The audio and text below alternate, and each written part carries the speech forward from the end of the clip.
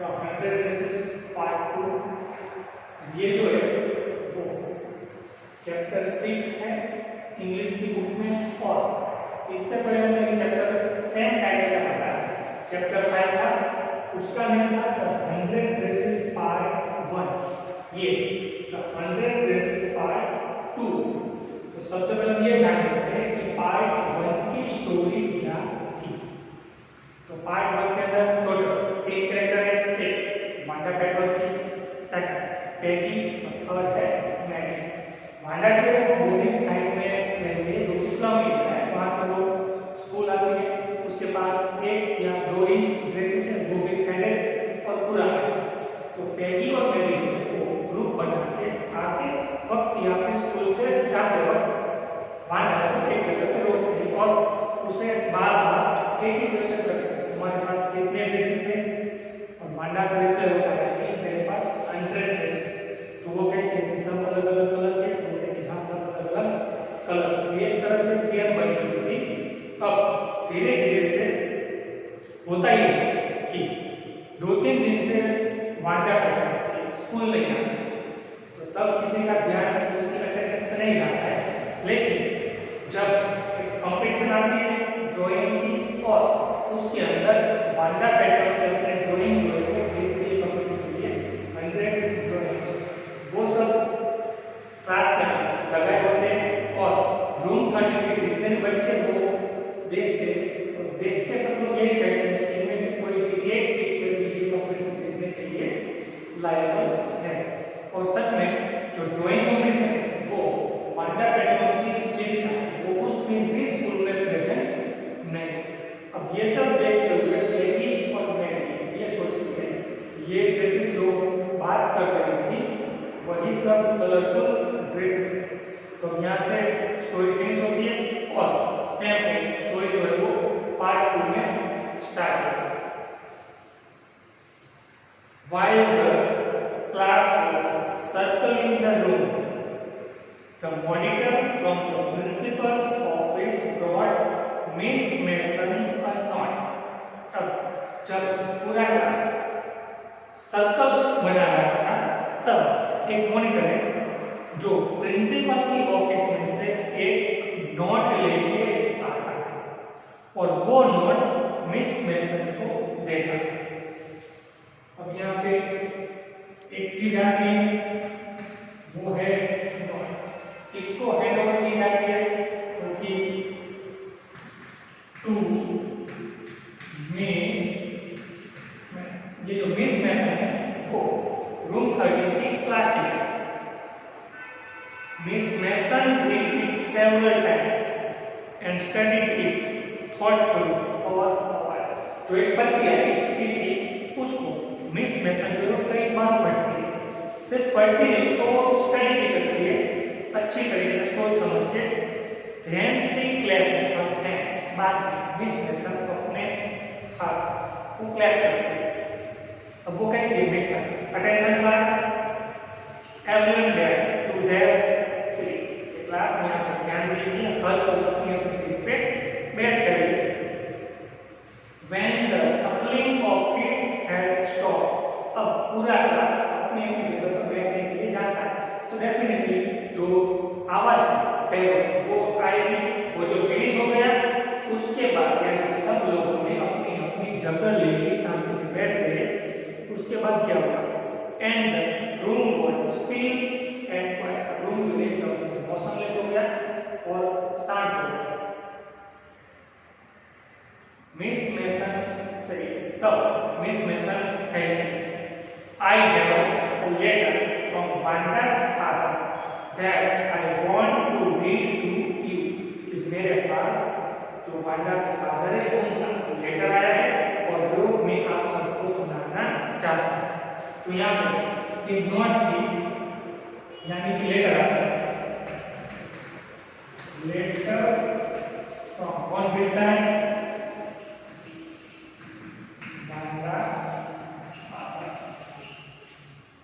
Wanda के जो father है वो क्लास टीचर को या फिर स्कूल को एक लेटर देते हैं और वो लेटर मिस मेसन रीड करके उसे स्टडी करके फिर पूरे क्लास को सुनाती है। Miss Mason stood there a moment, and the silence in the room grew tense and expectant. अब मिस मैसन जो है वहाँ पे थोड़ी देर के लिए खड़ी रह जाती है और पूरे क्लास में शांति थी। वो शांति धीरे धीरे से चिंता में तब्दील हो जाती है। सबको लगता है कि क्या होगा। एंड एक्सपेक्टेड मतलब फीलिंग एंटिसिपेशन, सबको ये लगता है कि शायद कोई मिस्टेक होगी। The teacher adjusted her glasses slowly and deliberately. Teacher miss उन्होंने अपने ग्लास अच्छी तरह से ऐसे धीरे धीरे से जानबूझकर स्लोली और डेलिबरेटली मतलब डर मान पर जानबूझकर उन्होंने अपने ग्लासेस को ठीक किया। Her manner indicated that what was coming. यहाँ हर एक टीचर की जो खासियत होती है वो यहाँ पे दिखाई जाती है। वो जिस तरह से अपने क्लासेस ठीक कर रही है, जिस तरह से पूरे क्लास को देख रही है, उस मेहनत पर से बच्चे समझ जाते हैं कि क्या होने वाला है। This letter from Manda's father was a matter of great importance. जो लेटर मांडा के फादर से आया था, जो लेटर मांडा के फादर ने लिखा था, उसमें कोई ना कोई इम्पोर्टेंट बात थी। Everybody listen closely. यहाँ पे listen closely में मीनिंग होता है listen with attention, ध्यान से सुनना। As Miss Mason read the letter, तो छोटा सा लेटर आया, उस लेटर को मिस मैसन रीड कर रही है तो पूरा क्लास शांति से उसे सुन रहा है। अब जो यहाँ पे नोट है वो वांडा के फादर ने लिखी हुई नोट या फिर उसे लेटर भी हम कह सकते हैं। डियर टीचर, वांडा के फादर लिखते हैं नोट के अंदर letter, my Wanda will not come to your school anymore. अब मेरी जो बच्ची वांडा है वो आपकी स्कूल में अब आएगी नहीं। जैक और जैक जो है वांडा का ब्रदर वो भी नहीं आएगा। Now we move away to big city, हम अब यहाँ से बड़े शहर में चले गए। No more holler travel, holler travel मतलब यहाँ पे trial.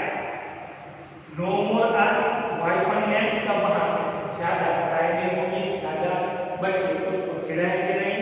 Plenty of finance in the big city, जब वहाँ जाके और भी ज्यादा कई सारे फाइनेंस हमें मिलेंगे। योर्स ट्रूली जैन पेट्रोस, तो यहाँ पे वांडा फादर का नेम क्या है? Jain Petronski.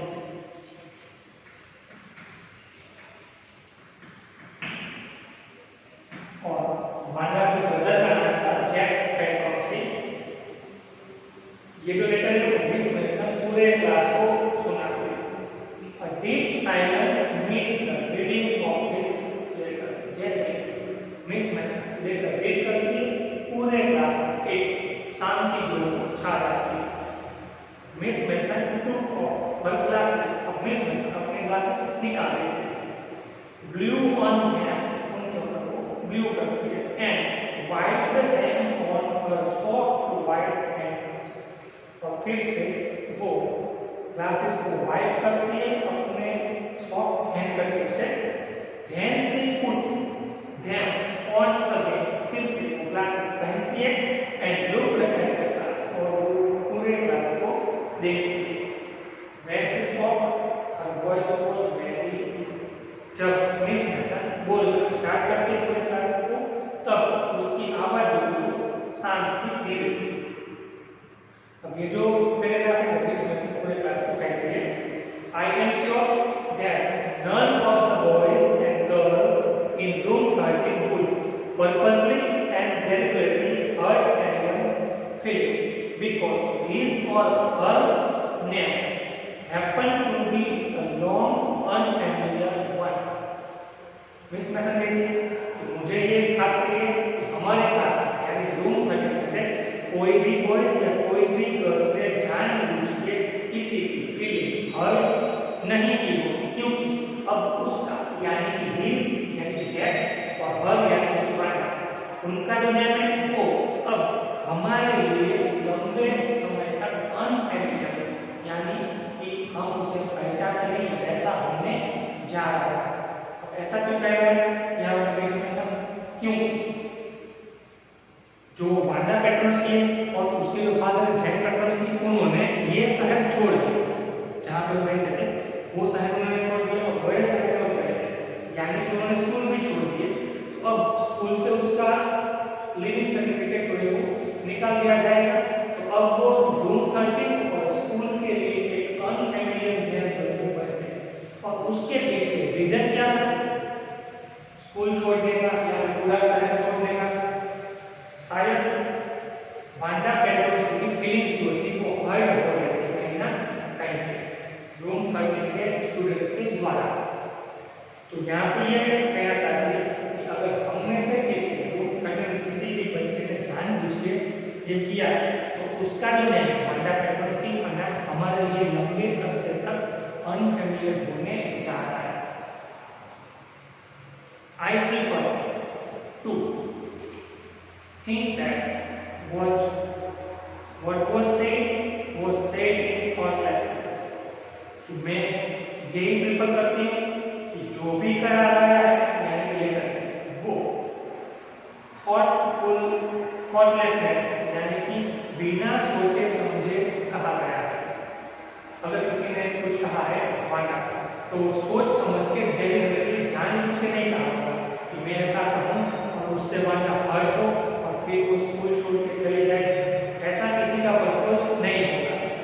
I know that all of you feel the way I would have, this is a very unfortunate thing to have happened, unfortunate and sad but इस message है मैं जानती हूँ कि जिस तरह से मैं फील कर रही हूँ सेम एज आप सब लोग भी फील करते होंगे कि ये चीज जो है वो हमारे लिए अनफॉर्चुनेट है और साथ में सैड भी है, क्योंकि कोई एक स्टूडेंट जब पूरे क्लास को छोड़ के जाता है तो कहीं ना कहीं क्लास टीचर या फिर दूसरे स्टूडेंट्स को थोड़ा सा दुख होता है। अगर कोई स्टूडेंट की वजह से वो क्लास छोड़ के जा रहा है तो और ज्यादा अनफॉर्चुनेट और दुखी होने की बात होती है। And I want you all to think about it, और मैं ये चाहता हूँ कि आप सब इसके बारे में सोचो कि अगर आपने कभी ना कहीं किसी भी तरह से वांडा पेट्रोस्की को हर्ट किया है तो आप एक बार सोच लीजिए। अब ये बात मिस सुना देती है, उसके बाद पीरियड स्टार्ट होता है। तो फर्स्ट पीरियड वाज स्टडी, पहला पीरियड था पढ़ाई।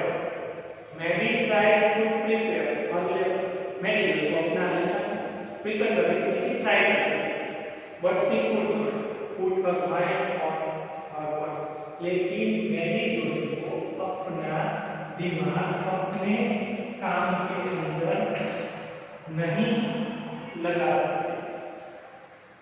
वो चाहती है कि वो कुछ काम करे, कुछ लेसन करे, लेकिन फिर भी उसका जो माइंड है वो नहीं कॉन्सेंट्रेट हो रहा है। क्यों नहीं हो रहा है? क्योंकि कहीं ना कहीं अब मैडी को थोड़ी सी चिंता हो रही है वांडा पेट्रोस्की कि वो 3-4 दिन से स्कूल नहीं आई है, अब शायद उसने अपना नेट भी यहाँ से कटवा लिया है, तो वो कहाँ पे जाएगी, क्या करेगी, हमारे बारे में क्या सोचती होगी। कहीं ना कहीं उसके जाने के पीछे हम दोनों को रीजन नहीं है, ये सब प्रेशर उसके दिमाग में चल रहे हैं। She had a very sick feeling in the bottom of her stomach। अब मैडी के अंदर दिमाग कहीं ना कहीं यही सिक फीलिंग यानी कि फील फीलिंग जो चल रही है जो वांडा पेट्रोस्की कर रही है या फिर उसको करना पड़ा स्कूल छोड़ने का जो काम है वो उसके लिए कहीं ना कहीं टेडी और मैडी जिम्मेदार है। वो फीलिंग मैडी के अंदर है, लेकिन वो ये दिखा नहीं सकती वांडा पेट्रोस्की को, बता नहीं सकती कि मुझे ये सब नहीं करना था, लेकिन टेडी के साथ रहे तो मुझे सब करना पड़ रहा है। True, she had not enjoyed listening to Teddy ask Wanda how many places she had in her closet। सही है, मैडी को जब टेडी जो है वो वांडा को क्वेश्चन कर रही थी कि तुम्हारे पास कितने ड्रेसेस है, ये मैडी को सुनना अच्छा नहीं लग रहा था। बट शी हैड सेड, लेकिन वो कुछ भी वहां पे बोलती नहीं। She had stood by side, वो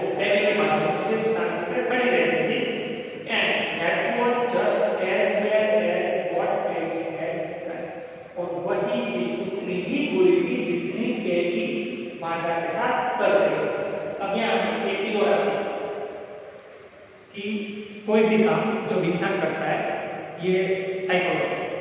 तब अगर वो इंसान कोई गलत काम का साथ नहीं दे रहा है लेकिन वो गलत काम हो रहा है तब वहां पे वो खड़ा है, तो कहीं ना कहीं वो गलत काम होने के लिए खुद को ब्लेम करता रहता है। तो यहाँ पे मैडी के साथ यही होता है, मैडी खुद वांडा को चिढ़ाने लगती है, तुम्हारे पास कितने ड्रेसेस है, कितने शूज है, ये कभी क्वेश्चन मैडी ने नहीं वांडा को किए।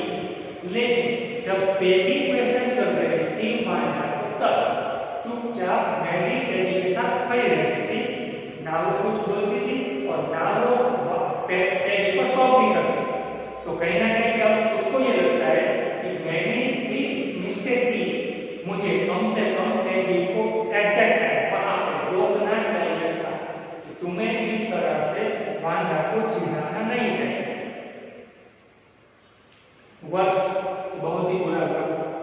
सी वॉज अ कावर्ड। यहाँ बात हो रही है पैगी, वो coward. At least Peggy hadn't considered they were being mean, but she, Mary, had thought they were doing wrong.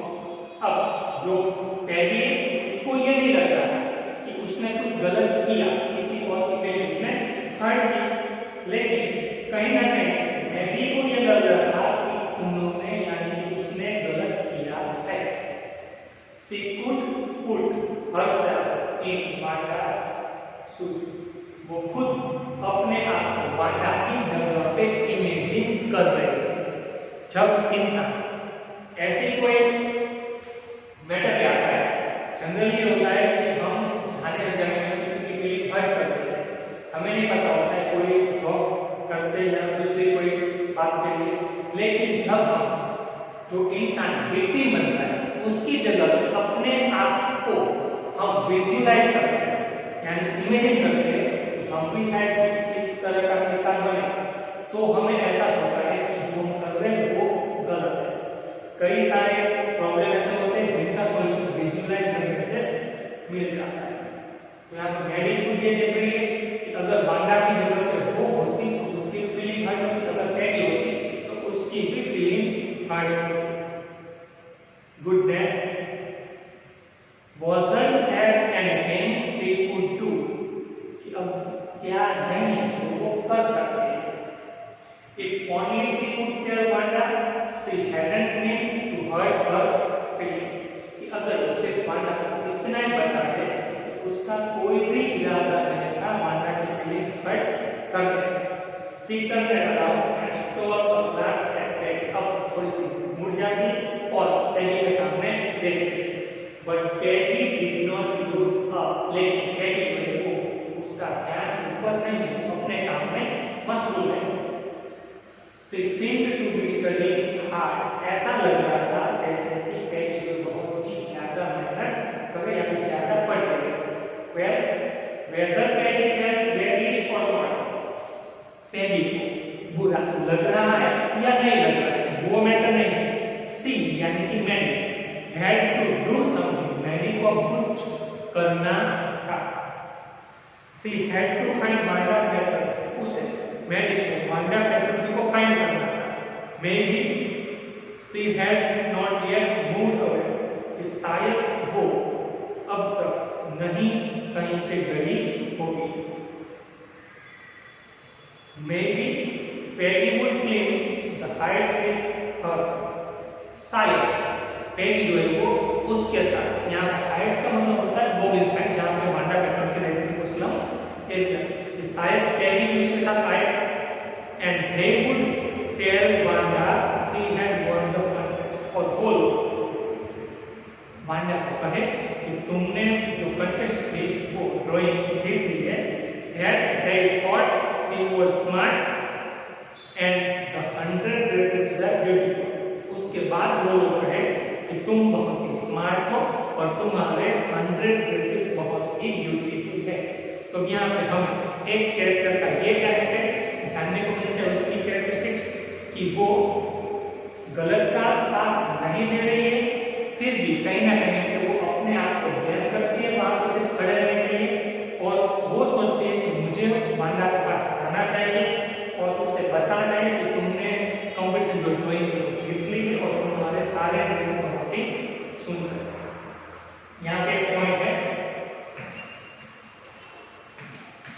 May be और मे, ये सेम ही लेटर से बने हुए लेकिन स्पेस का डिफरेंस है।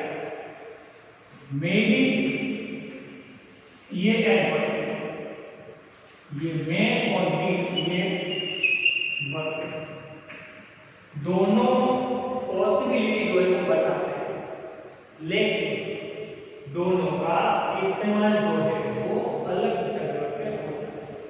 डेफिनेटली वर्ब जो है वो सब्जेक्ट के बाद आता है और मे यानी कि एडवर्ब जो है वो वर्ब के बाद। यहाँ पे लिखा है एक सेंटेंस कि may be she has not yet moved away, शायद वो अब मूव नहीं हुई होगी।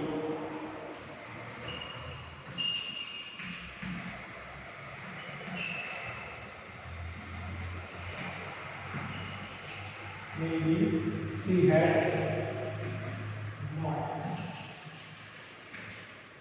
moved।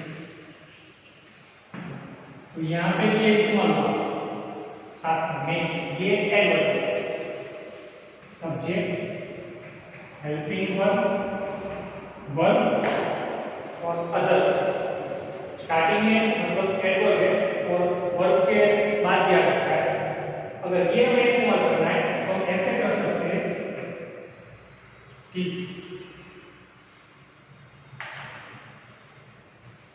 he may come with us, कि वो शायद हमारे साथ आ सकता है। सब्जेक्ट के बाद इस्तेमाल हो तो ये वर्ब,